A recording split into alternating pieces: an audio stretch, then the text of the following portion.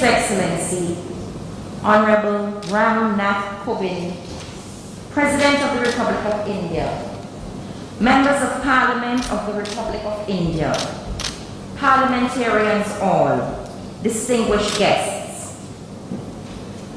When the history of our nation is written, the chapters on parliamentary sittings will be warmly adorned by the memory of this visit, one which brings us face to face at a time when most all else over the past 2 years has been virtual.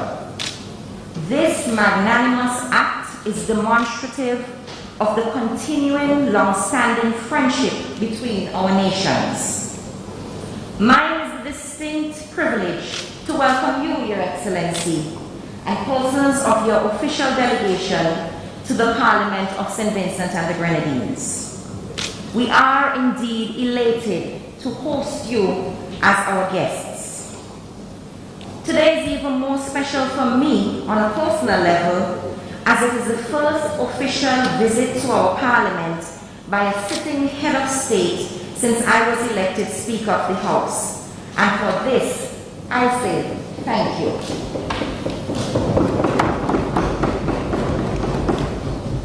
The Republic of India over the years has made several financial and technical contributions to the development of various sectors in St. Vincent and the Grenadines, and this cooperation and assistance continues. For this, we express our profound and heartfelt gratitude. Your Excellency, the members of the House of Assembly are honored to welcome you and your entire delegation to our most beautiful multi-island state in general, and to our Parliament in particular, and we look forward to your addressing this Honourable House. Honourable Prime Minister.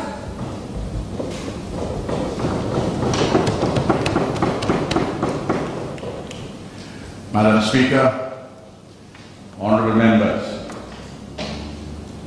on behalf of our government and people, I formally welcome to St. Vincent and the Grenadines His Excellency Ram Nath Kovind, the President of the Republic of India, his wife, his daughter, and official delegation. I take this opportunity to express solidarity, greetings to my friend, the Honorable Narendra Modi, the Prime Minister of India, his family, his government, and the magnificent people of India. Today is truly historic in the relations between our two countries. It is the first time that the President of India is visiting us. And it is the first time, too, that the head of state or any other high office holder of India is addressing our Parliament. Your Excellency, we are most honored by your esteemed presence. We are thrilled that you have chosen to visit us alongside Jamaica on your current Caribbean journey. This is truly extraordinary.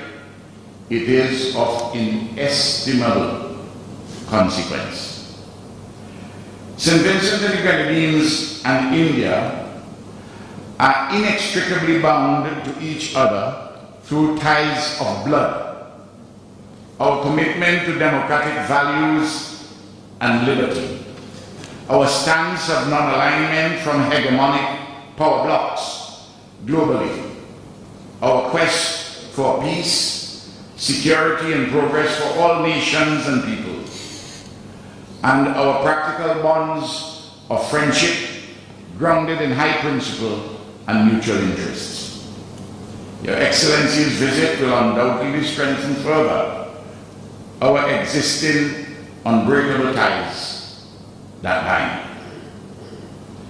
Your Excellency, between 1861 and 1881, the records show that 2,472 citizens of colonial India were brought to colonial St. Vincent as indentured servants to work mainly on the plantations owned by Anglo-Saxons. The wrenching crossing of the Kalapani, the taboo of the dark waters from India to the Caribbean remains for our nationals of Indian descent not only a source of a painful dissolution of identity, but also a resource for an enduring embrace of India and a simultaneous reconstruction of life and living in our Caribbean, in our St. Vincent and the Grenadines.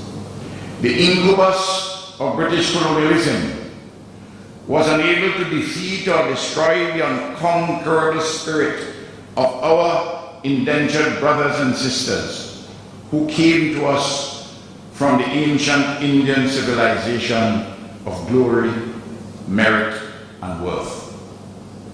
Through the fever of our history and the process of creolization, the disparate strands of our population mix. Indigenous Kalinago and Garifuna, descendants of enslaved African bodies, of indentured Madeirans and Indians, of the Anglo-Saxon planter merchant elite, and the more recent arrivals from the Middle East.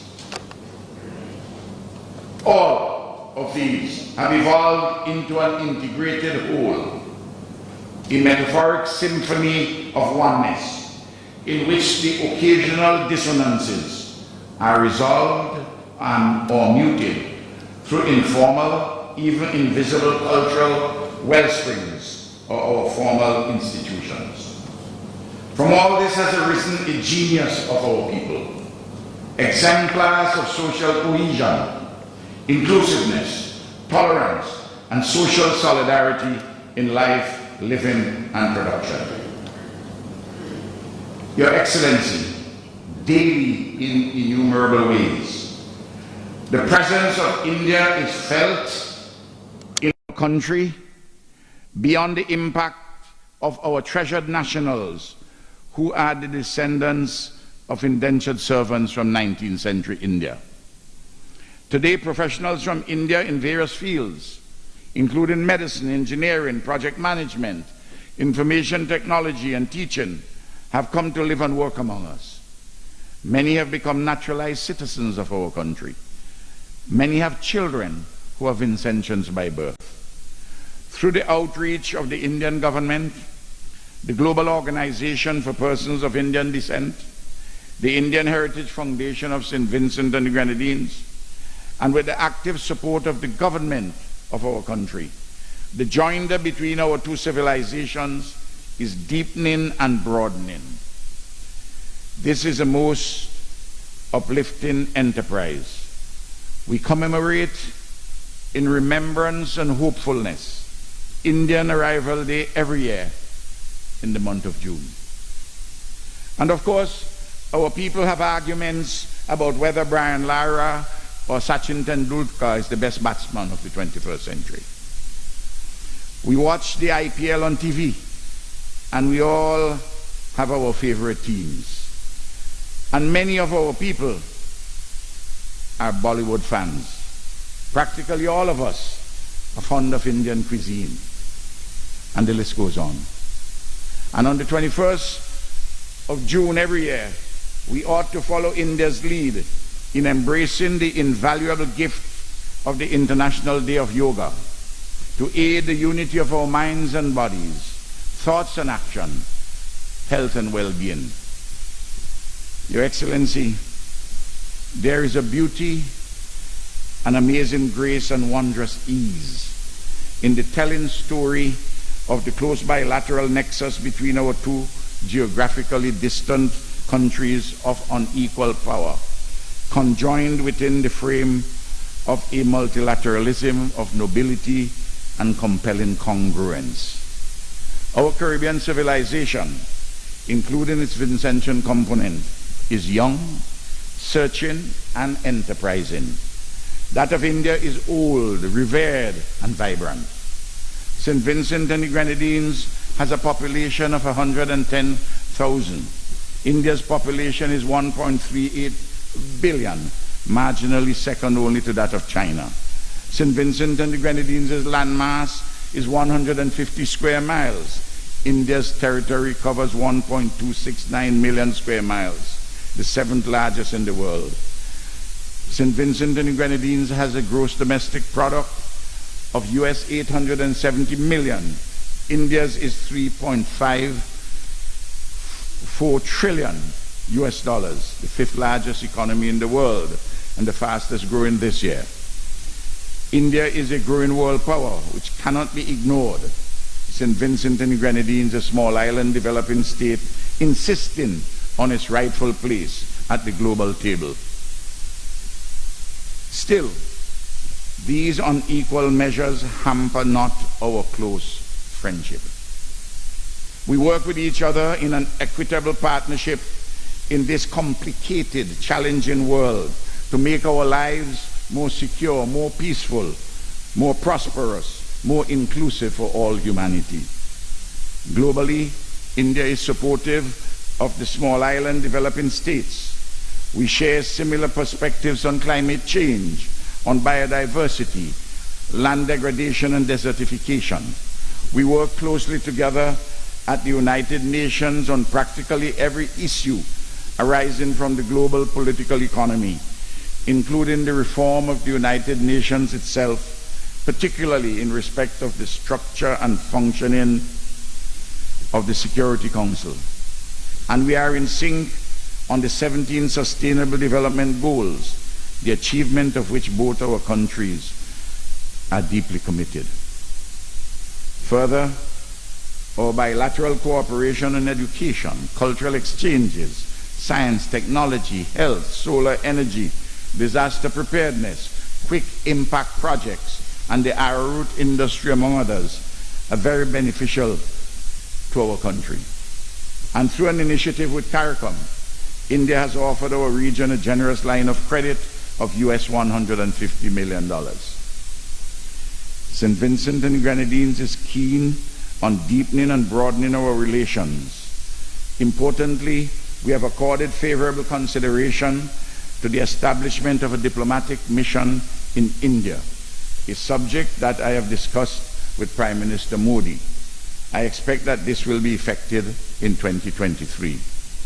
I very much look forward to the informal discussions with Prime Minister Modi on our further work together when we meet next month at the Commonwealth Heads of Government in Kigali, Rwanda.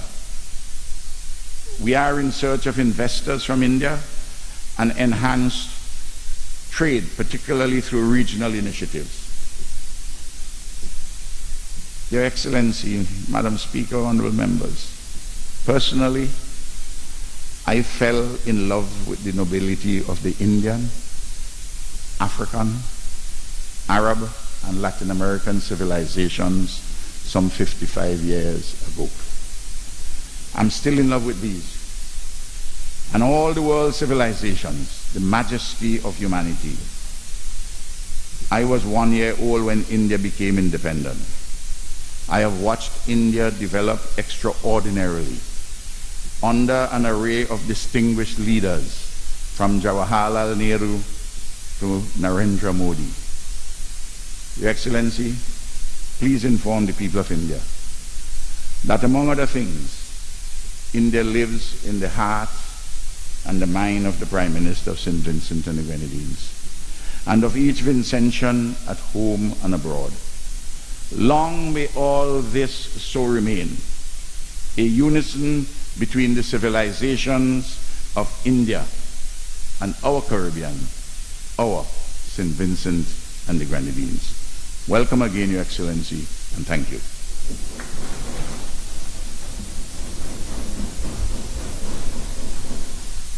Honorable Leader of the Opposition.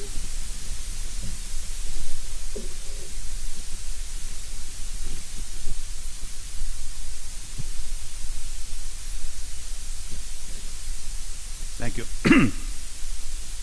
Thank you, Madam Speaker. Your Excellency,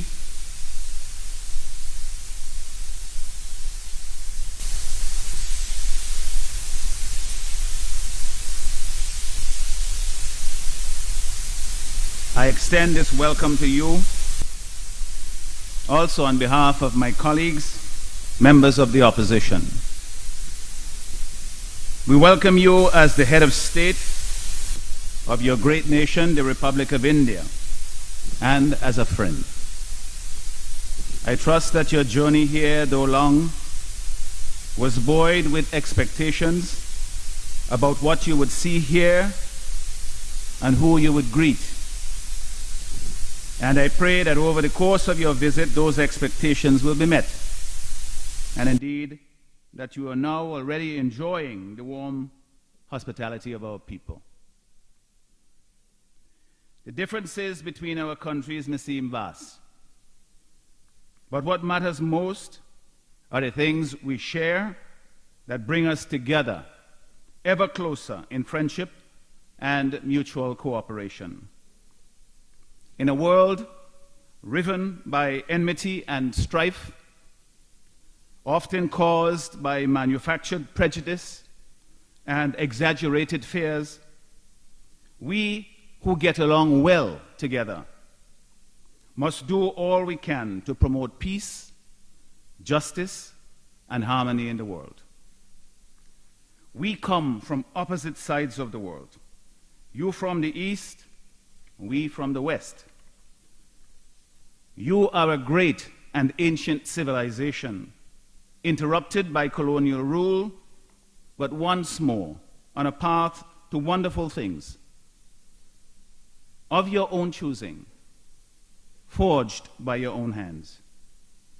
We are a young nation, comprised of the original peoples, Kalinago and Garifuna, and newer arrivals, including Indians, who came during colonial times, and we too are striving to make our way in the world.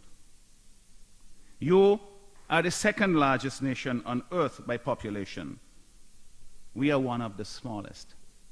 Yet, you honor us by choosing to visit.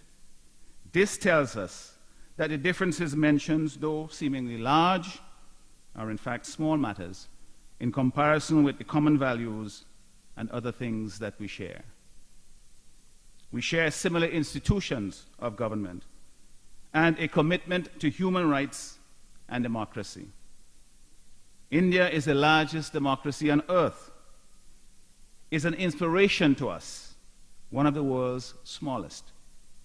Like you, we believe that despite setbacks from time to time and the constant and often rancorous noises of the process at work, democracy is still the best form of government that humans have yet devised. Let us persist in that belief and continue to work to perfect it in practice. We note the great economic and technological advances your country continues to make. We are grateful for the economic, technical, and diplomatic assistance you have provided over the years. And in particular, we note the timely contribution of COVID-19 vaccines at the height of the pandemic. It is my hope, and indeed my expectation, that these spheres of cooperation and collaboration will expand and inevitably deepen our ties with one another. The contributions in the cultural sphere are no less significant. Colonialism brought our peoples and cultures together over 160 years ago, when Indians were brought here to provide labor for the colonial economic machine. The sinews of those people, their sweat and tears, helped to build this land. The hardships they endured have not been in vain, as their children and successive generations have contributed to our national development. And they have made successful lives for themselves here in St. Vincent and the Grenadines. Your diaspora, their home. Their arrival is celebrated every year with reverence, enjoyment, and hope. We must applaud and support the efforts of those who seek to reclaim and promote Indian culture here. Noted the Indian Heritage Foundation, which is a far better approach than in the early years when assimilation and cultural annihilation were the order of the day. For after all, we must do more than simply share a common space. We must inhabit it together, shape it together, and make it a thing of joy and beauty, a light to the world. On the lighter side, but no less significant, we share a common love of cricket. Gavaskar, Kapil Dev, and Tendulkar are as much our heroes as Sobers, Richards, and Lara are yours. May the friendly rivalry continue, and may we always be able to appreciate each other's accomplishments. Excellency, I am happy that you will see various parts of our country. La Soufrière volcano in its awesome splendor, and the Grenadines, specifically Canouan, in their pristine beauty. I am confident that you will enjoy the experience. We wish you safe travels in your overseas mission. When you return home, please convey our best wishes and gratitude to your government and people. Thank you.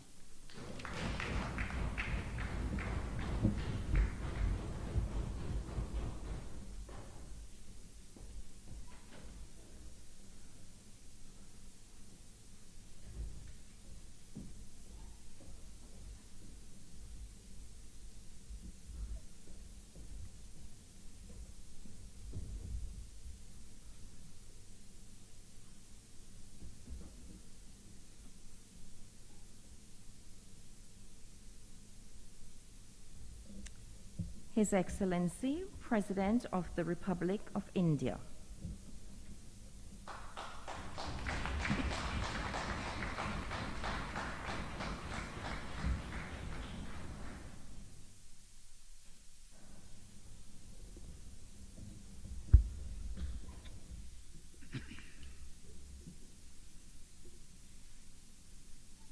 Honorable Speaker, Madam Rochelle Ford, Honorable Prime Minister, Dr. Ralph Gonsalves, Honorable Leader of the Opposition, Dr.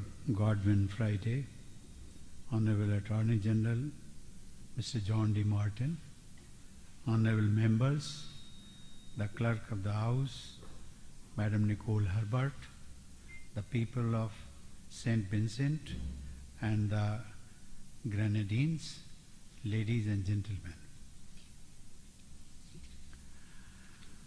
I am grateful to you all for the welcome and hospitality extended to me and my delegation. This is not only my first visit to your beautiful country, but also the first ever visit by a President of India to St. Vincent and the Grenadines. I am happy to be here among the honorable members of Parliament. Being a legislator entails a deep sense of commitment and dedication in order to realize the dreams and aspirations of our people. India and St. Vincent and the Grenadines have historical relations established by our forefathers years ago, even before our countries had become independent. We are both multiracial societies with a common history of British colonial rule. Our friendship is rooted in our common historical and cultural heritage, as well as our shared values of democracy, inclusion, freedom, and the rule of law. Madam Speaker, our bilateral engagement has blossomed in the last few years.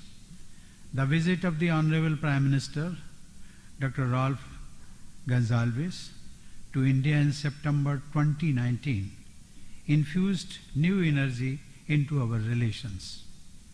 I am happy that India's development partnership involves various communities in this country.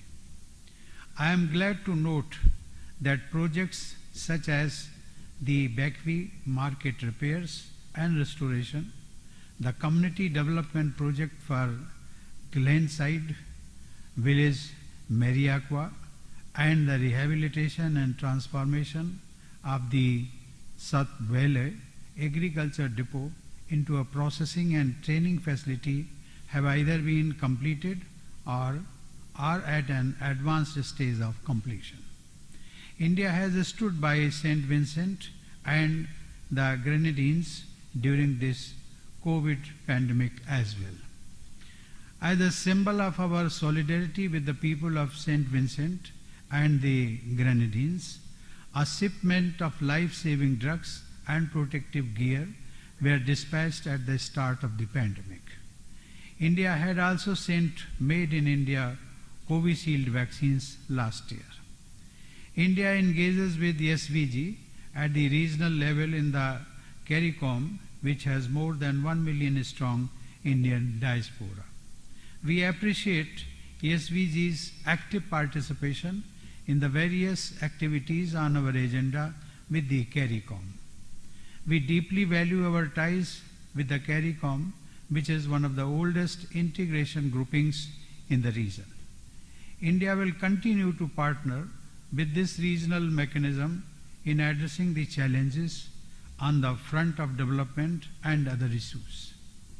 We live in a world characterized by multiple linkages among nation states and people across the world. Today, more than ever before in human history, the international community is linked together at multiple levels. Modern supply chains make economic interlinkages deep. Technology has no borders.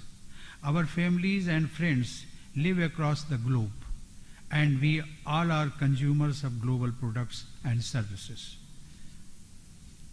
The transcontinental migration of people going back many centuries now adds a special dimension to this global connect.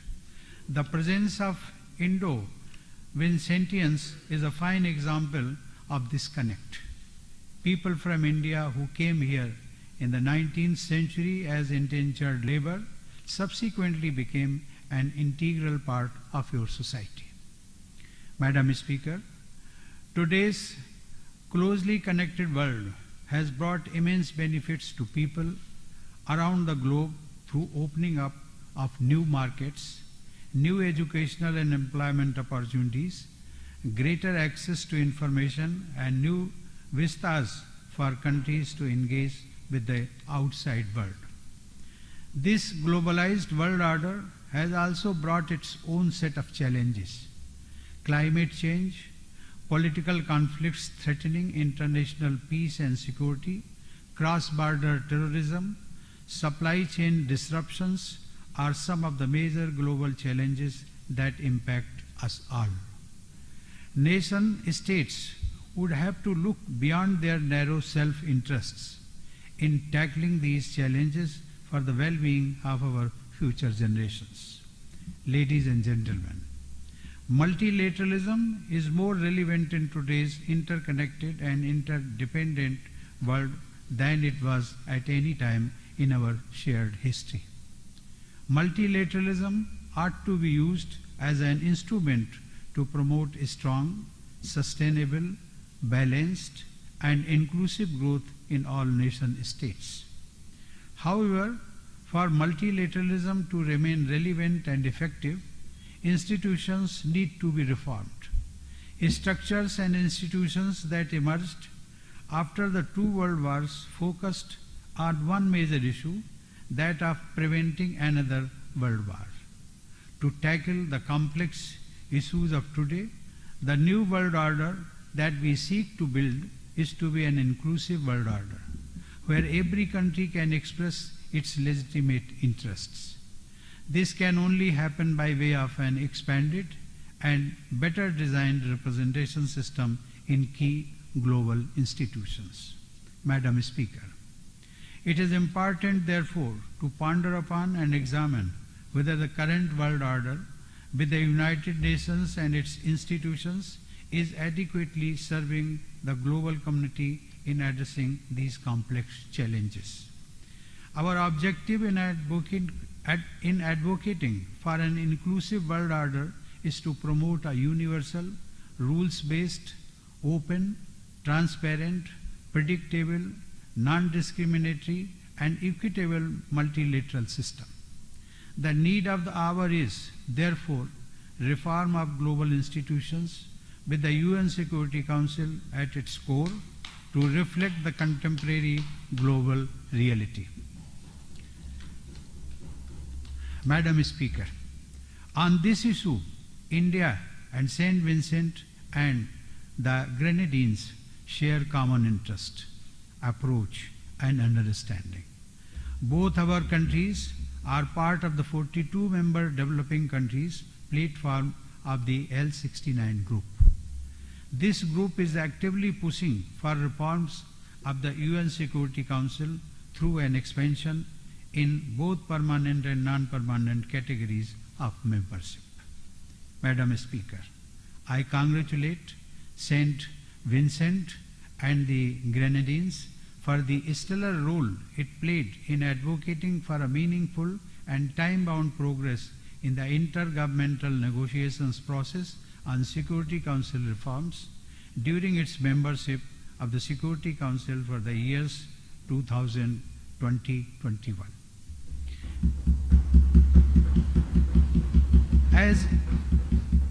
As India celebrates 75 years of its independence, we are taking forward our engagement with the world in line with our philosophy of Vasudhaiva Kutumbakam, or the world is one family. In India, my government's motto is Sabka Saath, Sabka Vikas, Sabka Vishwas and Sabka Prayas. That is, together with all, development for all, with everyone's trust and with everyone's efforts. This also demonstrates India's approach in the global arena, which means India believes in an inclusive world order that is sensitive to legitimate interests and concerns of every country and region, irrespective of its size or wealth. We think and act for the future of entire humanity. India has remained steadfast in its commitment to share its experience, knowledge and skills acquired in its journey of development with fellow developing countries.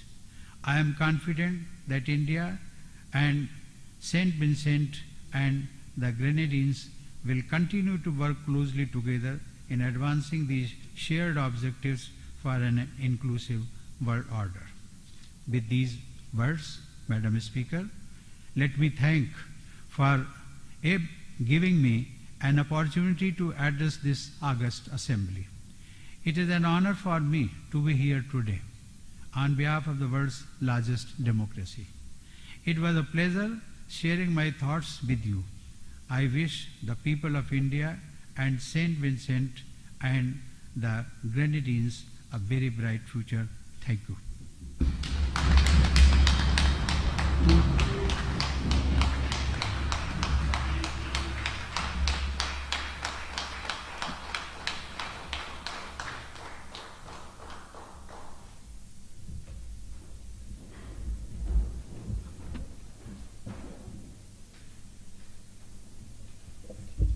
Honorable Prime Minister.